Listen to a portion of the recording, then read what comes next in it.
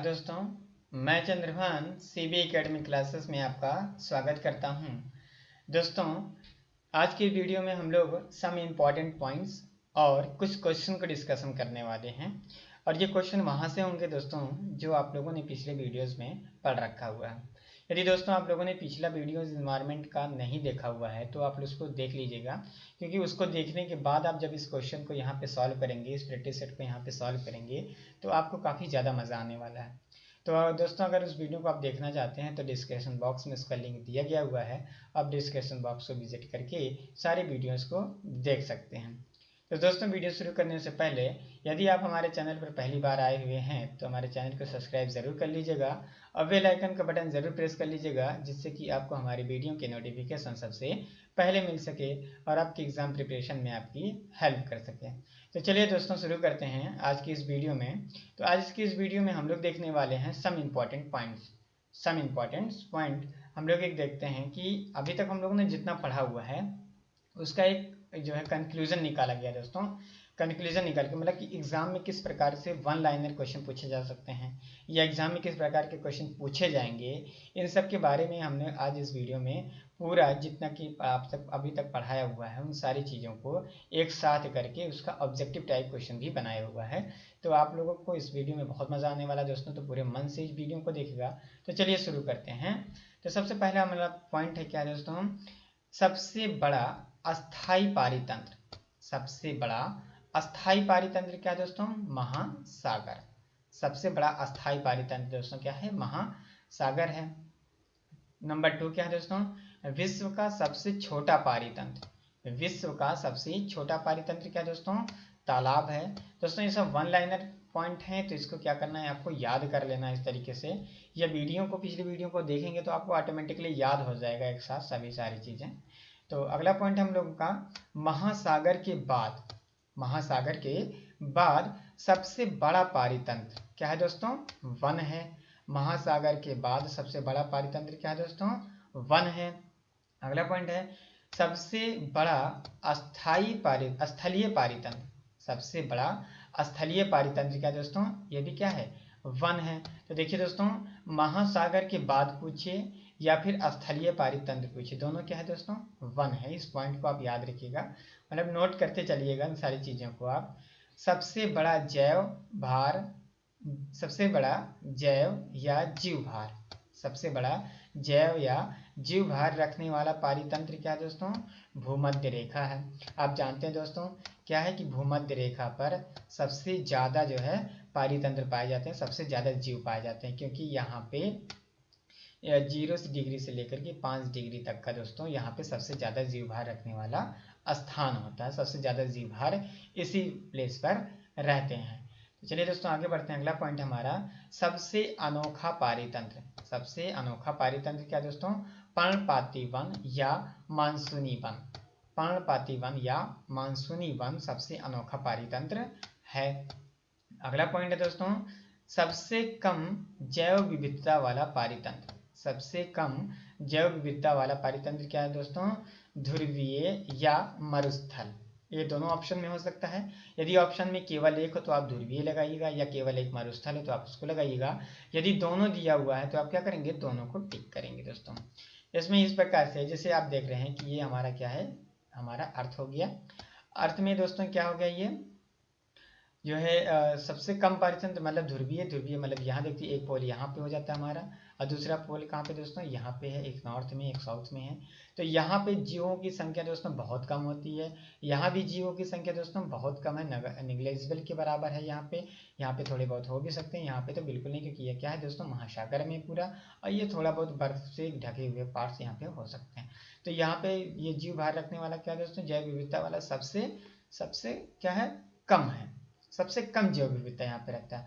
और दूसरी बात अगर दोस्तों मरुस्थल में करें तो मरुस्थल में क्या दोस्तों वहाँ पे वाटर की कमी होती है, जल की कमी होती है। तो जल की कमी होने के कारण केवल वही पेड़ पौधे या वही जंतु वहाँ पे सरवाइव कर सकते हैं जिनको जल की सबसे कम आवश्यकता होती है। जैसे नागफनी का वृक्ष हो गया दोस्तों, ये क्या करता है, सबसे कम जल की आवश्यकता होती है इसको, इसलिए यह क्या मरुस्थल में रह सकता है।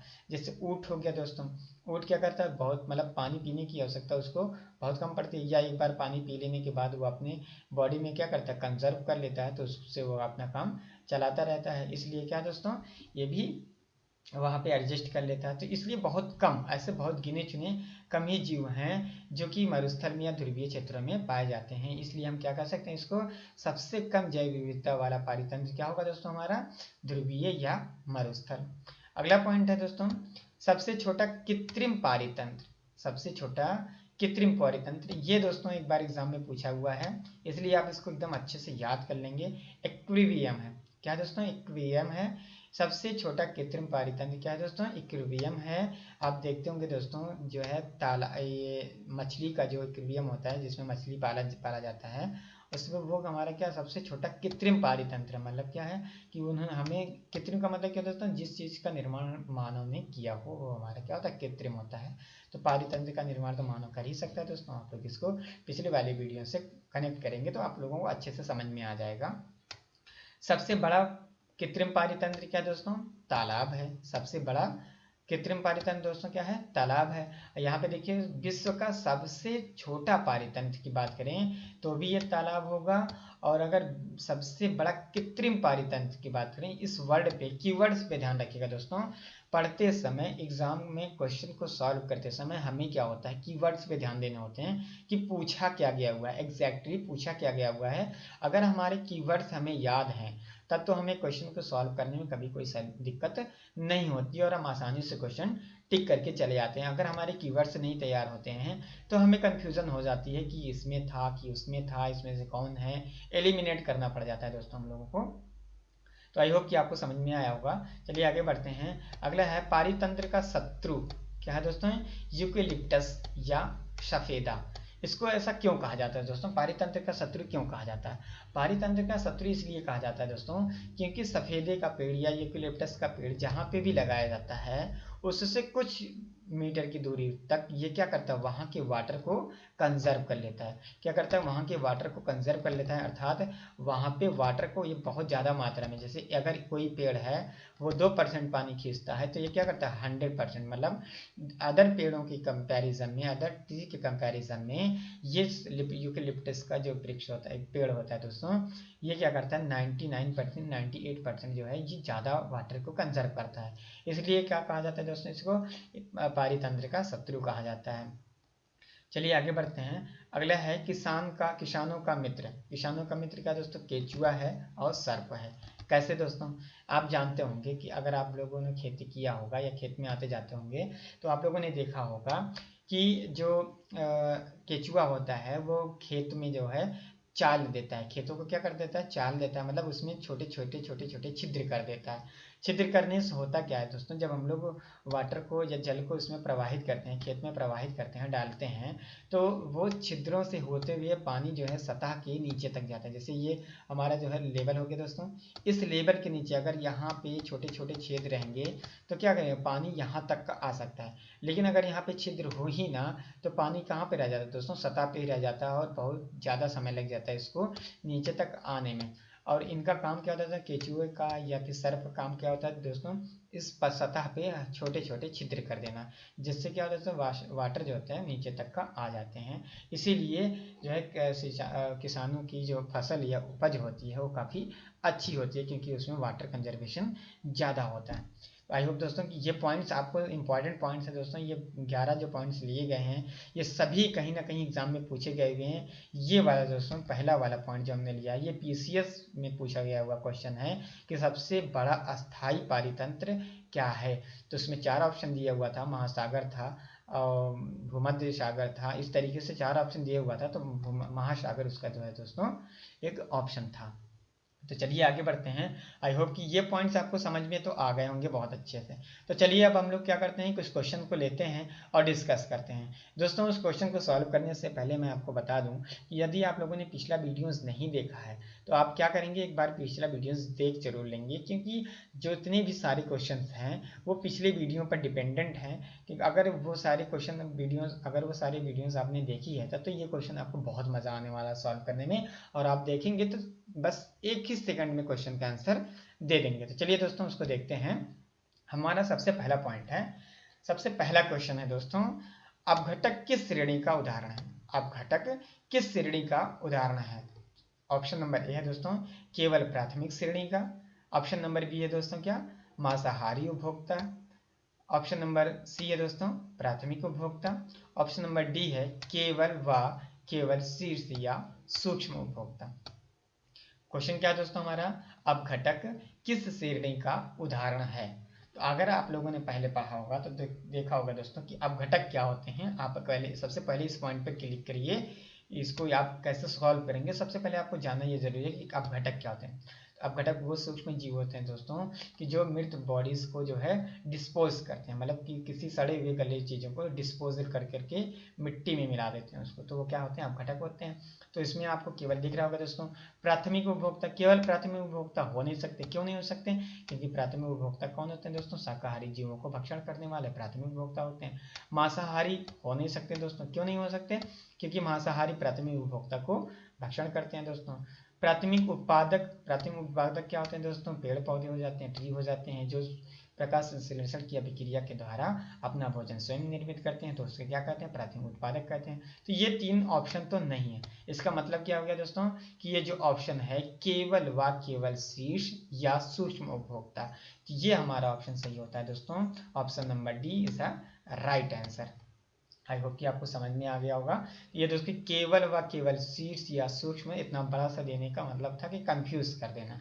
आगे यहाँ पे ये सीधा से भी दे सकता था सूक्ष्म उपभोक्ता या केवल शीर्ष उपभोक्ता, तो इस तरीके से दे सकते थे। तो चलिए दोस्तों आगे बढ़ते हैं कि आई होप कि ये क्वेश्चन आपको समझ में आ गया होगा। अगला क्वेश्चन है, कवक किस श्रेणी का उदाहरण है? कवक किस श्रेणी का उदाहरण है? ऑप्शन नंबर ए है स्थूल उपभोक्ता।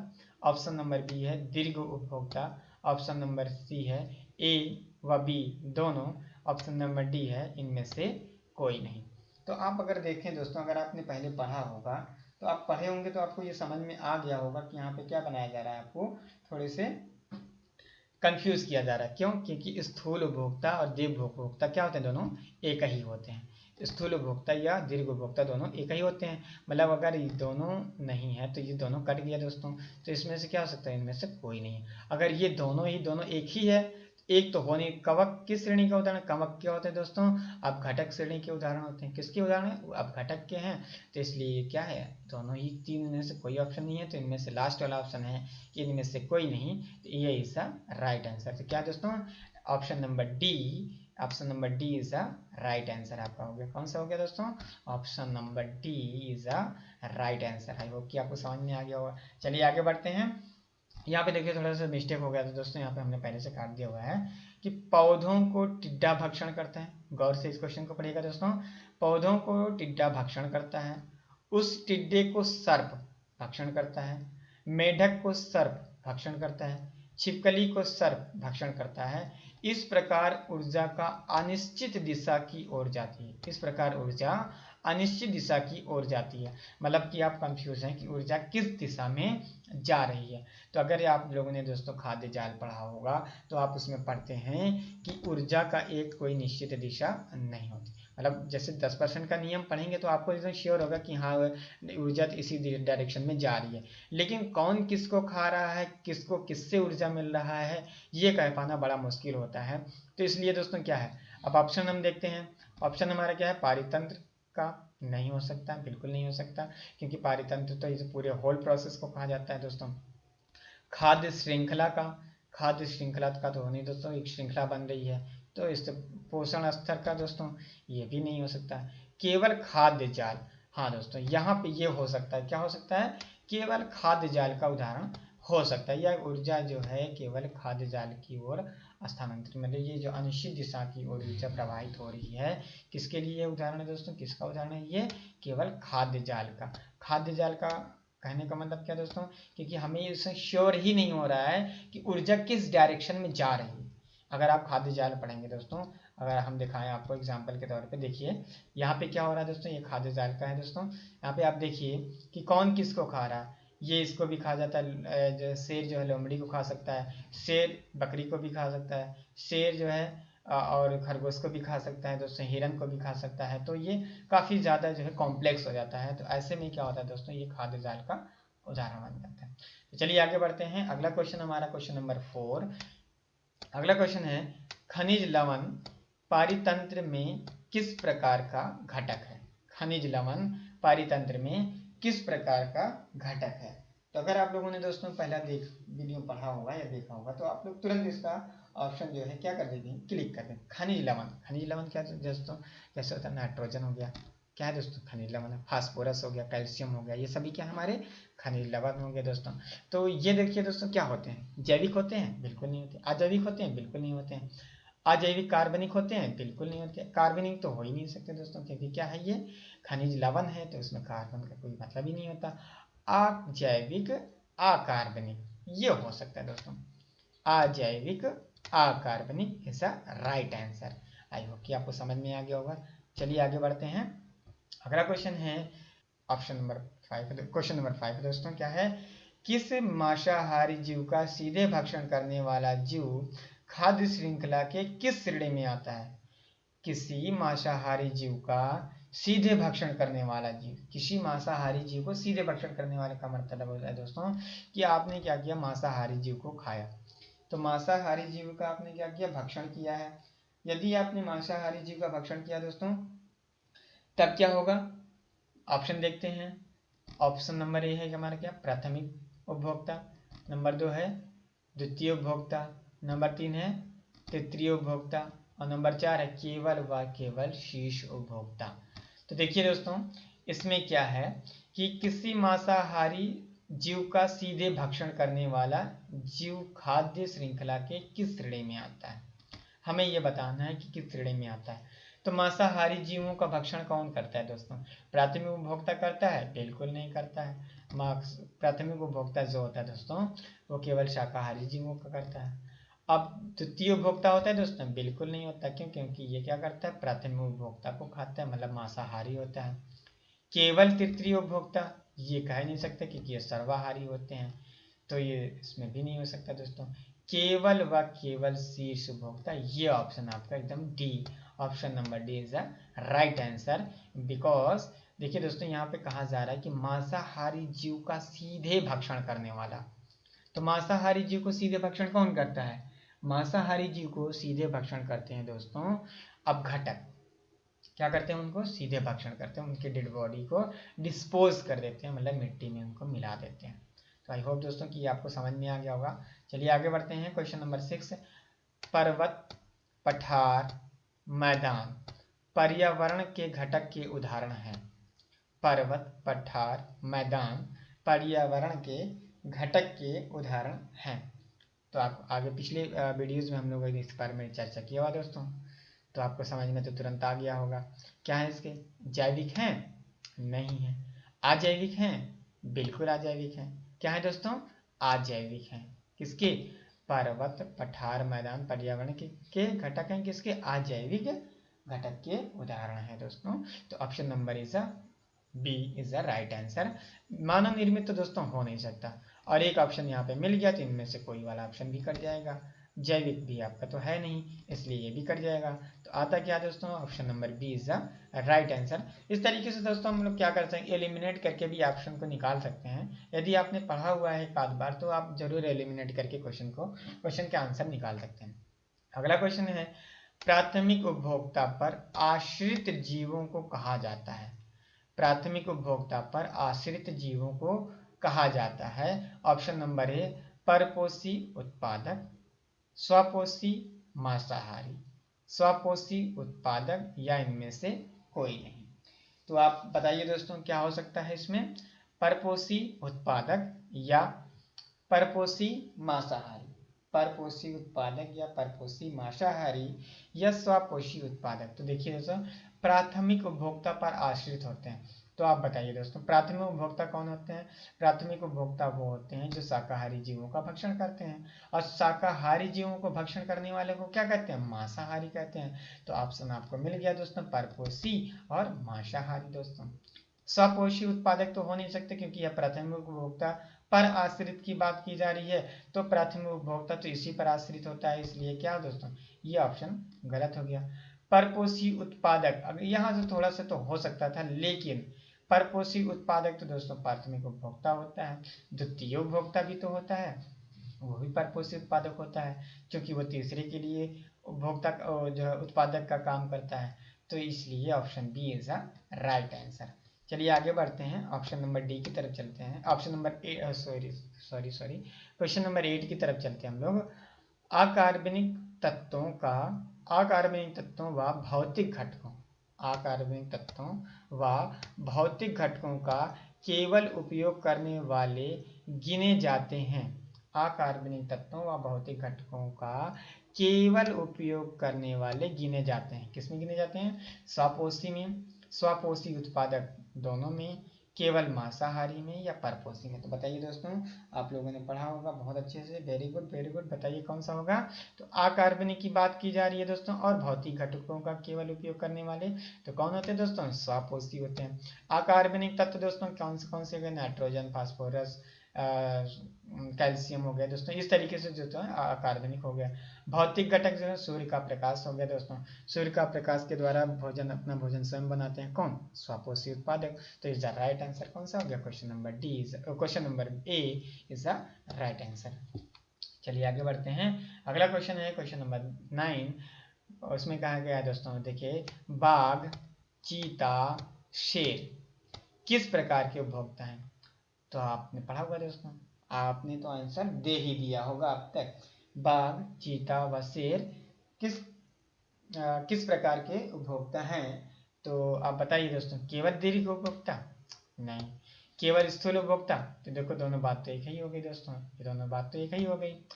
दीर्घ व मांसाहारी, ये हो सकता है दोस्तों। दीर्घ व शीर्ष उपभोक्ता?